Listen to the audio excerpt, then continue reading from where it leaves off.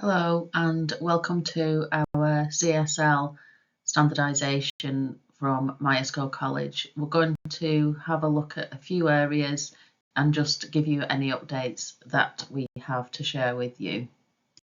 During this meeting, we are going to look at any updates we've got to share with you, have a look at the CSL, particularly looking at the guidance criteria that it's being checked, and a little bit about the observations that should be taking place. We'll then move on to cover some information about the professional behaviours section and how to finalise the CSL, as some of you will be coming to that very soon. We're going to cover progress reviews, what should be being covered in those, how they should be being recorded, and lastly, how to support my student with their OSCEs. Some updates we've got for you. The first one, most of you are probably aware of, that we now use VetSkill as our awarding body for our level 3 vet nursing. We're currently using central qualifications, which is shortened to CQ. And as you are doing this webinar, your students will be on that because that's what we use the CSL for, with the central qualifications. Any new students that started from September last year and onwards will be now on the new programme, which is, as I said, VetSkill. The main changes with VetSkill, obviously there's changes to the assessments. So different subjects will be covered in some of the exams, and assignments are structured quite different. So our scheme of work has changed.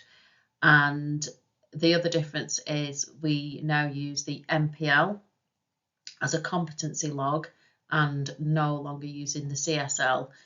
If you do have a new student starting with us or has already started with us, we do provide full training on how to use the MPL.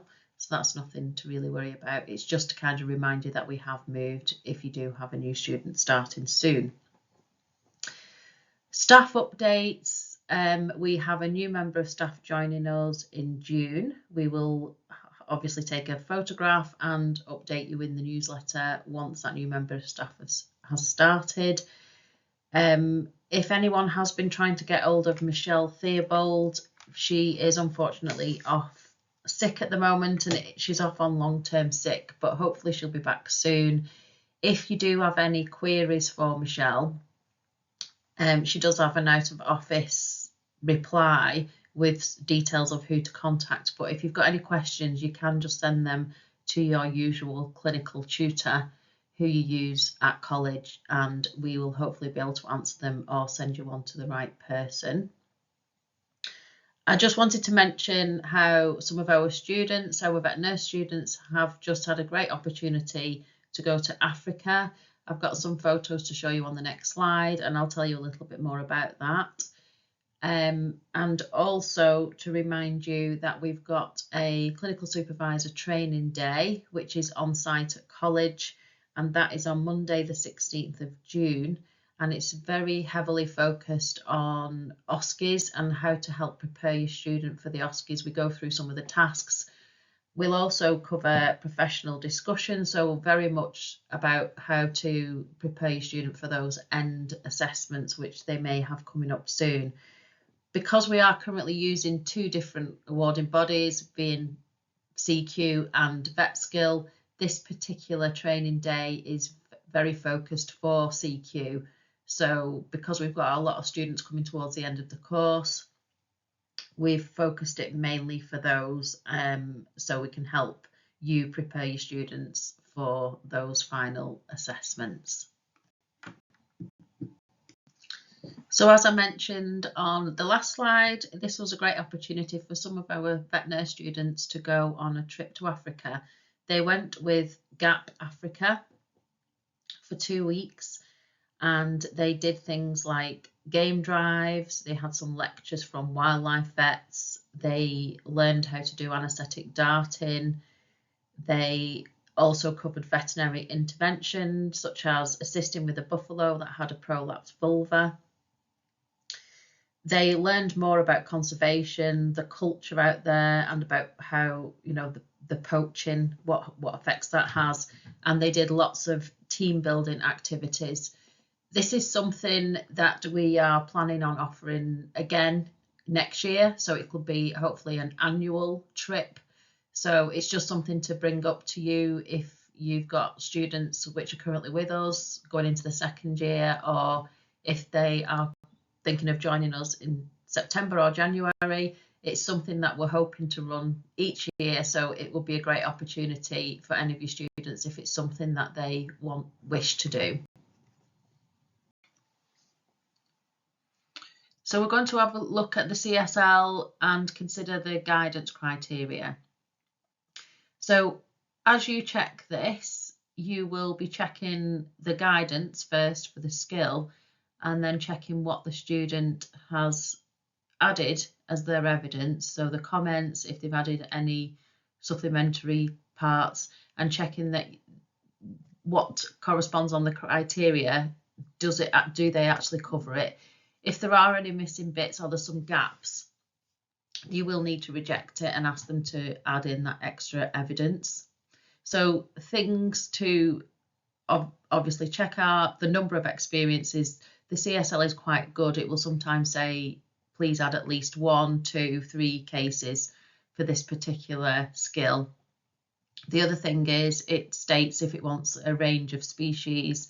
So some of them will say at least a dog and cat, or at least a dog, cat and rabbit. So again, it's just checking that the student has added that range. Check that all the steps are included. Some of the skills are pretty straightforward and there isn't that much detail on the guidance, but some of them there's quite a lot added in there. So it's literally picking through it, using it as almost like a tick list, just to make sure that all that evidence is added within there. Also, it's making sure it's appropriate for you in your vet practice. So if you feel that you have a lot of a particular type of breed of dog, or you see a lot of, say, rabbits, then you might wish for the student to cover those extra bits within the CSL to make sure that they are fit for your particular practice.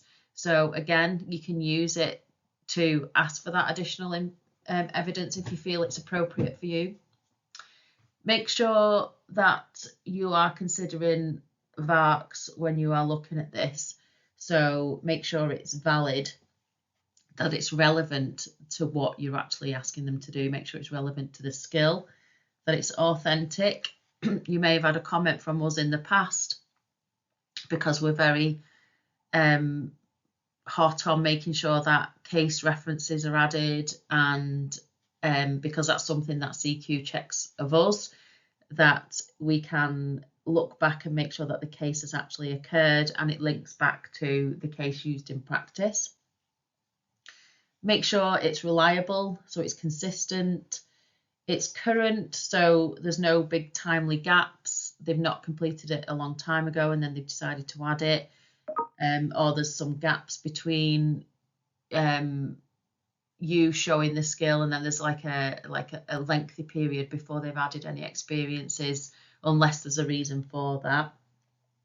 And that it's sufficient, as I mentioned before, that it does cover what you want them to be covering. They've not wrote a big long massive essay and there's only like a few sentences that covers this particular skill, and they've just copied and pasted it and used it for multiple things, which is fine to do, but sometimes they need to be a little bit more specific to what they're covering. Make sure that the student has added a reflective comment. This is often missed off. So the reflection is really important. So a student can add that they found this particular skill quite difficult at first, or it's quite challenging, but with the practice and with the guidance from you or other people in practice, that they do now find that themselves competent at the particular skill. So just to look at an example of checking the guidance criteria. So I've selected this particular skill from section 5, which is collect a feces sample and carry out fecal analysis. We do get asked a lot of questions about this because we understand that unless you work in large animal or equine, we don't very often do very much with feces samples other than send them away, but it's just to kind of like bring your attention to the wording of this particular one. So I won't read it all out, just where I've highlighted. It states carry out fecal analysis such as, and then lists some different types of things that a student could show evidence of.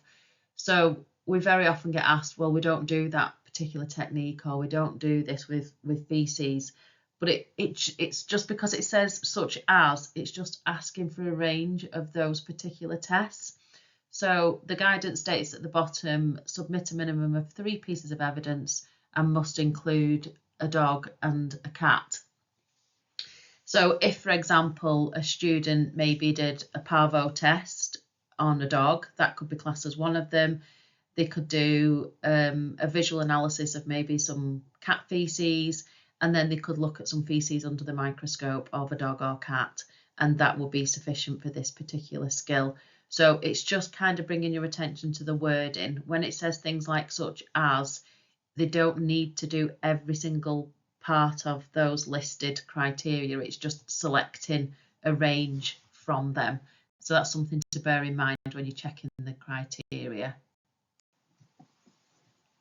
Just to go over another example of guidance criteria, which is from section 2, demonstrate effective animal discharge.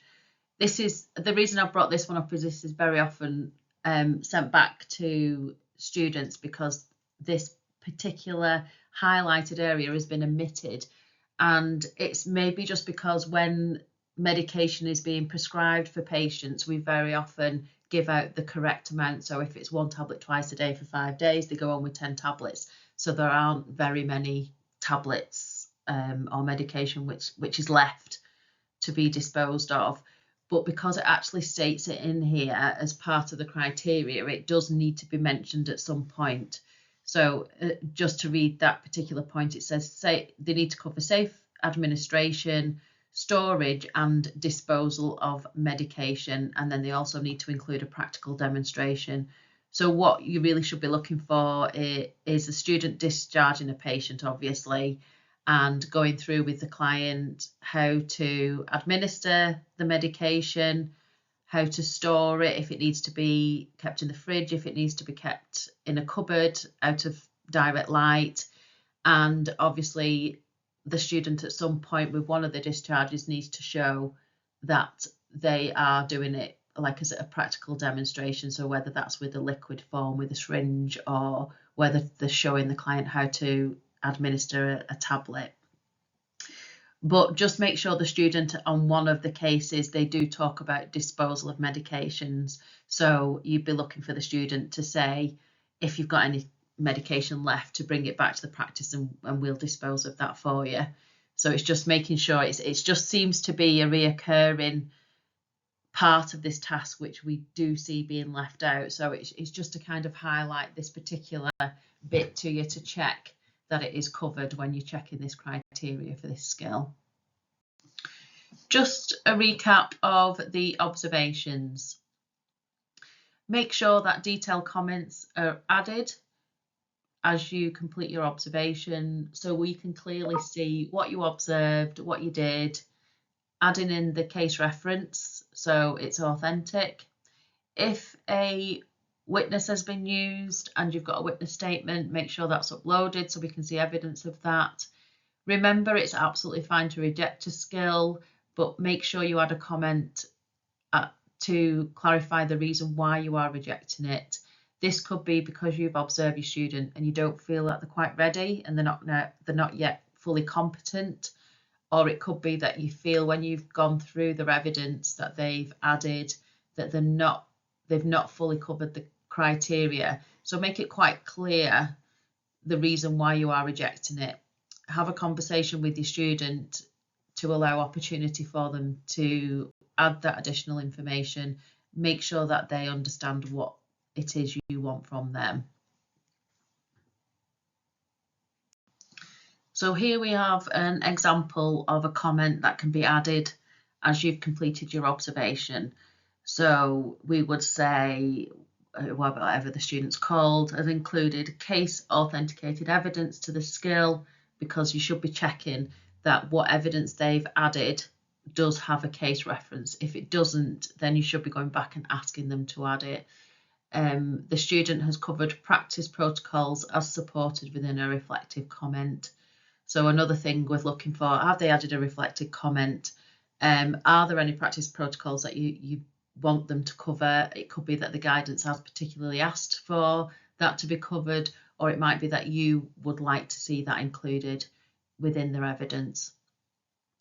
Evidence of the criteria and range of species have been included. So you've checked that you agree that the criteria is all covered, and you check and you agree that the range of species, if it's asked for a dog and cat, that they have both been added. I confirm that my student is competent at this skill, having observed them recover a patient, and you can stipulate whether it's canine or feline, or if it's a rabbit, whatever the patient may be. Add the case reference number, because again, you need to make sure that it's authenticated what you've observed, that the patient was safely disconnected from the GA machine, monitored in recovery and extubated competently, and all records were then updated. So it's kind of like just an overview of what you've observed, and it's quite clear to us who's looking at it that you've covered the skill and that you've checked that the range has been covered, that the case reference has been covered. So this is just quite an example of what can be written as you complete that observation. Just a reminder about the professional behaviours.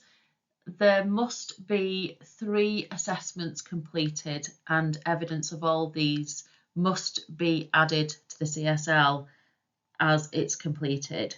So the initial assessment is usually done around 3 to 6 months, the intermediate one around 12 months, and then the final one is completed as the CSL is at 100%.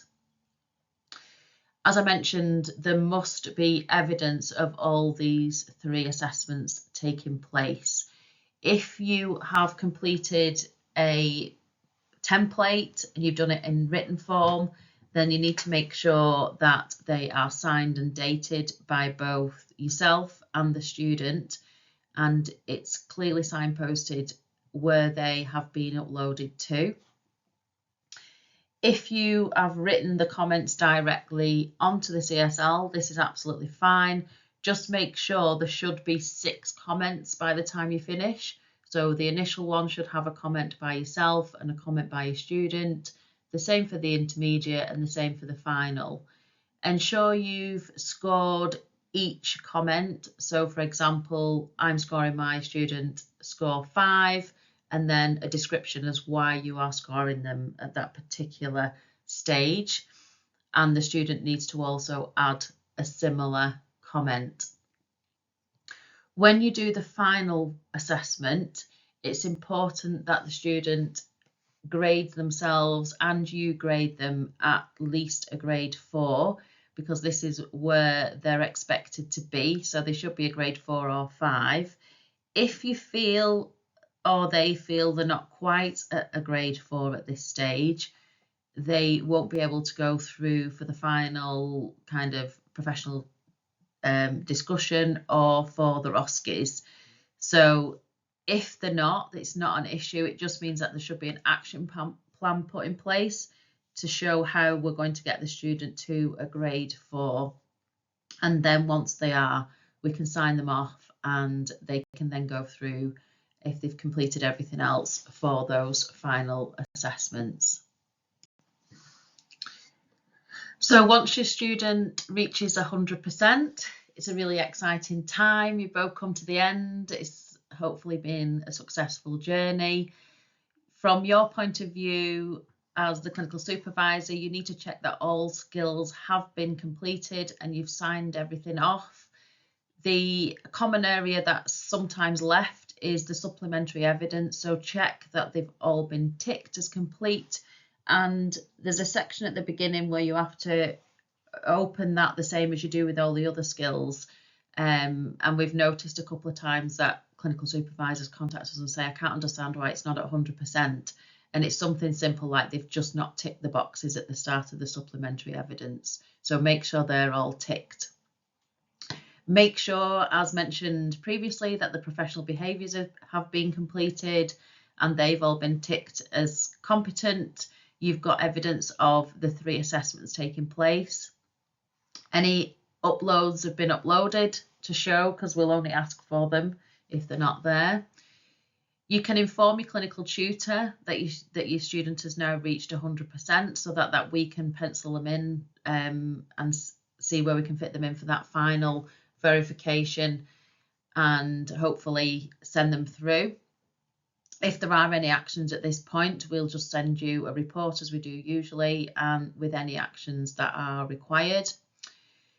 Remember to remind your student to claim for certification. So they go on to the CSL and there's a little box that they tick which says claim for certification, and then that also sends a notification to us that they are at 100%. We need them to tick this before we can send it through to CQ. So once we've completed our final report and any actions have been complete, and we then send it through to CQ, and the EQA will then check it there. They can sometimes flag up anything that they may find. So if they find that there's an issue with it, they send it back to us, and then we'll have to come back to you to maybe do some actions.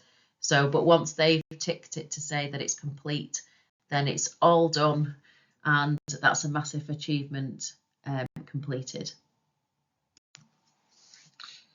We complete a progress review with each student every 3 months. These are either done in college or they are done on Teams. You are welcome to attend these because you can have an input into your students' progress. You might want to hear where they're up to. You also might want to ask some questions about the students' progress and what they've achieved so far. So feel free to contact us if you do want to start attending the regular progress reviews. They are recorded on one file and you will get a copy of the progress review. We send a link to you and you can open that up. Once you've read it, we do ask that you add a comment and you tick a box to say that you sign and agree with what has been put in there and that you've read it.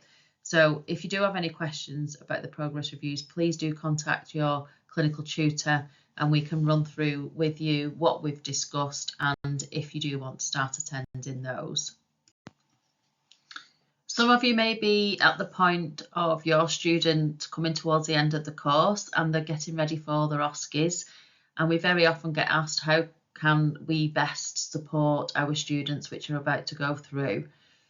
So what we recommend is ask your student for a copy of the OSCE task, or you can contact us and we can send you a copy of the booklet what they've got, which has a sheet for each particular task. If you can set up some stations, so almost make up some mock OSCEs. So some clinical supervisors have reported back saying that they've got boxes full of equipment. They've got like some teddy dogs, what they use for doing like say positioning of x-rays, and they just keep them all together in a box and they just lift it out every now and again to enable them to do some mock OSCEs. So set up some stations the best you can. Use the OSCE tasks and literally allow your student to complete the task. At first, we recommend not necessarily timing them straight off, but we usually just get them comfortable with the task, let them ask questions. Maybe you run through it first, maybe you go through the steps together and iron out any issues. Once they've done it a couple of times and they're getting a little bit more comfortable with it and confident, then you can start setting it up as a real kind of mock and you can start introducing the timer. It is really important that they can do the task in the 6 minutes which is provided. The reason for this, some of the tasks do take up that full time. So for example, the bandaging ones, if you start to time your student doing a bandage, you will realise that they take up the full time. So it's important not only do they practice the task, but they practice doing it against the timer. Some of the other tasks don't take the full 6 minutes, so they aren't a problem really. But again, it's important the student can appreciate that they can't have a lot of time to dwell over certain parts, or if they're struggling with calculations, for example, they don't have much time to waste analysing it. They really need to understand the formula for that particular calculation, be comfortable with it, be comfortable working out that the numbers and working with it, because they won't have time to kind of keep going through it and thinking about it. They just need to be able to get on with it. Make sure you provide your student with feedback. So if you have set up, say, a mock station and they complete it, and you've thought to yourself, oh, I don't think they did this right, or they missed off that step, make sure you feel comfortable to tell them, because that feedback to the student's really important. If they're doing a step incorrect, then they do need to know, or if they're missing things out. If you want some guidance from us, because obviously things change, it might be a long time since you did your OSCEs yourself, then do feel free to contact us and we can run through anything with you the best we can. So it might be that you just want to check something, check that what your student's done is correct, then feel free to contact us and we can provide that assistance to you. Get other people involved as well. So your student might feel really comfortable doing a task in front of you, but if you just bring somebody else new into the equation, they may feel a little bit more nervous. And it is good that they get that feeling, because that's how they're going to feel when they do the real one. So try and get other people involved and get someone else to observe them, time them, give them some feedback. And the more they get put in these situations, the better equipped they will be for when they do the real one. I have mentioned it already, but it may be worth you considering coming onto the clinical supervisor training day we've got in June. Because we will be covering OSCEs, and it does really give you some help to how you can assist, prepare your student for their OSCE. If you've got any students in practice who are hoping to start the vet nurse training, just to let you know that our application window is now open for the September day release and the block release. I would advise your student to go onto the Myerscough College website, and they can find the link in there where they apply. If you've got any questions at all, if you want to check any entry requirements, then please do contact us and we'll hopefully be able to answer any questions. Thank you for attending this standardisation session. We hope you found it useful, and there was a few tips you may be able to use along the way. If you do have any questions at all, please do contact your clinical tutor. There's a short link, there's a link here to a short quiz. Once you've completed that, that will send a notification, and we will be able to send you your certificate that you've completed this. Thank you.